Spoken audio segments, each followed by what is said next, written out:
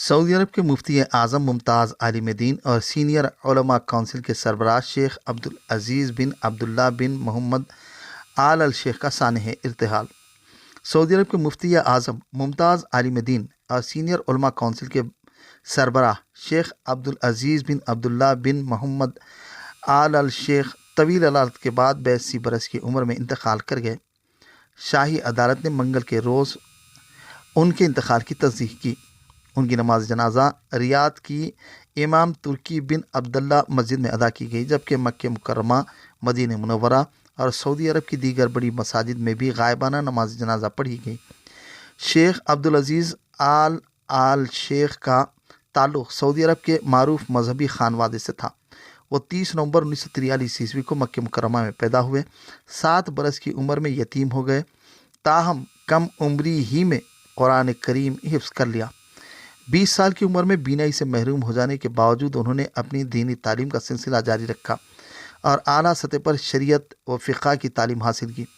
وہ سعودی جامعات کے علمی اور فقہی اداروں سے بھی وابستہ رہے اور بعد ازاں ملک کے سب سے بڑے مذہبی منصب پر فائز ہوئے۔ انہیں 1999 عیسوی میں مفتی اعظم کے عہدے پر فائز کیا گیا۔ اس حیثیت میں انہوں نے شریعت کی تشریح، قانون اور معاشرتی مسائل پر فتوے جاری کیے اور سعودی عرب کی دینی و عدالتی سمت متعین کرنے میں مرکزی کردار ادا کیا۔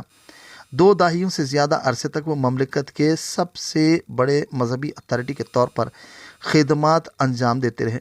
ان کے انتقال پر عالمی قیادت نے گہرے دکھ اور افسوس کا اظہار کیا۔ وزیر اعظم نریندر مودی نے سماجی رابطے کی ویب سائٹ ایکس پر تعزیتی پیغام جاری کیا۔ انہوں نے لکھا، سعودی عرب کے مفتی اعظم شیخ عبدالعزیز بن عبداللہ بن محمد آل الشیخ کے انتقال پر تعزیت کا اظہار کرتا ہوں۔ اس دکھ کی گھڑی میں ہماری دعائیں اور نیک خواہشات سعودی عرب اور اس کی عوام کے ساتھ ہیں۔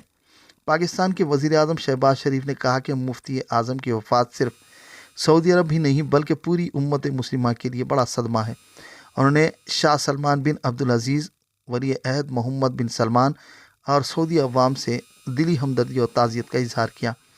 شیخ عبدالعزیز آل الشیخ کی علمی و دینی خدمات کو نہ صرف سعودی عرب بلکہ پوری مسلم دنیا میں قدر احترام کی نگاہ سے دیکھا جاتا ہے۔ وہ اسلامی اصولوں کی روشنی میں جدید معاشرتی اور قانونی مسائل پر رہنمائی فراہم کرتے رہے۔